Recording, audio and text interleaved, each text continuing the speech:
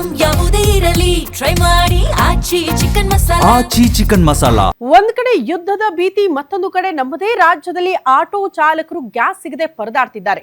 ಜೀವನ ನಿರ್ವಹಣೆ ಮಾಡೋದು ಹೇಗಪ್ಪ, ಆಟೋಗೆ ತೆಗೆದುಕೊಂಡಿರುವ ಸಾಲ ತೀರಿಸೋದು ಹೇಗೆ ಅಂತ ಪರದಾಡ್ತಾ ಇರುವಂತ ಆಟೋ ಚಾಲಕರ ನೆರವಿಗೆ ಅಮ್ಮನ ಅಚ್ಚುಮೆಚ್ಚಿನ ಮಗ ವಿನೋದ್ ರಾಜ್ ಅವರು ಅಂತಹ ಆಟೋ ಚಾಲಕರ ನೆರವಿಗೆ ಬಂದಿದ್ದಾರಂತೆ. ಅವರ ಬಾಳಲ್ಲಿ ಸಂಜೀವಿನಿ ಹಾಕಿದ್ದಾರೆ. ಹೇಗೆ ಅಂತೀರಾ? ಈ ರಿಪೋರ್ಟ್ ನೋಡಿ.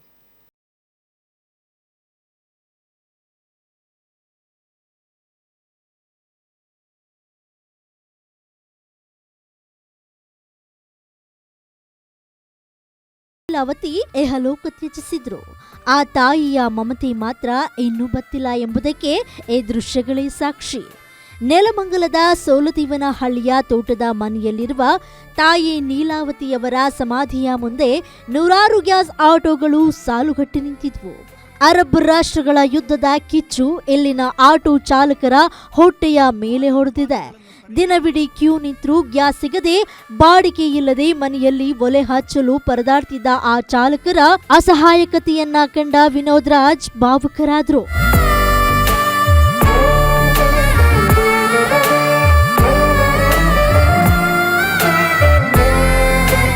250ಕ್ಕೂ ಹೆಚ್ಚು ಆಟೋ ಚಾಲಕರ ಕುಟುಂಬಗಳಿಗೆ ನಟ ವಿನೋದ್ ರಾಜ್ ದಿನಸಿ ಕಿಟ್ಟು ನೀಡಿದ್ರು. ಪ್ರತಿಯೊಬ್ಬ ಚಾಲಕನ ಬಳಿ ಹೋಗಿ ಬೆನ್ನು ಸವರಿ ಸಾಂತ್ವನ ಹೇಳಿದ್ರು.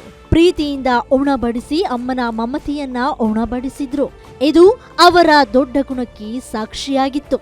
ನಿಂದು ತಾಯಿ ಗುಣ ತೀರೋದಿಲ್ಲ ಋಣ ನೀನು ನಮ್ಮ ಪಾದ. ವಿನೋದ್ ರಾಜ್ ಅವರಿಗೆ ಸಮಾಜ ಸೇವೆ ಮಾಡೋದು ಹೊಸದಲ್ಲ.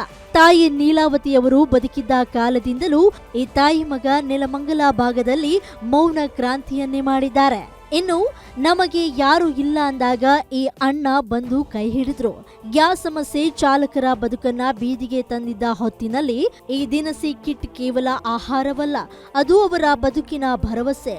ಇವರು ಕೇವಲ ನಟರಲ್ಲ, ಜನರ ಕಷ್ಟಕ್ಕೆ ಮಿಡಿಯುವ ಮಹಾ ಮಾನವತಾವಾದಿ ಎಂದು ಆಟೋ ಚಾಲಕರು ಕೊಂಡಾಡಿದ್ರು.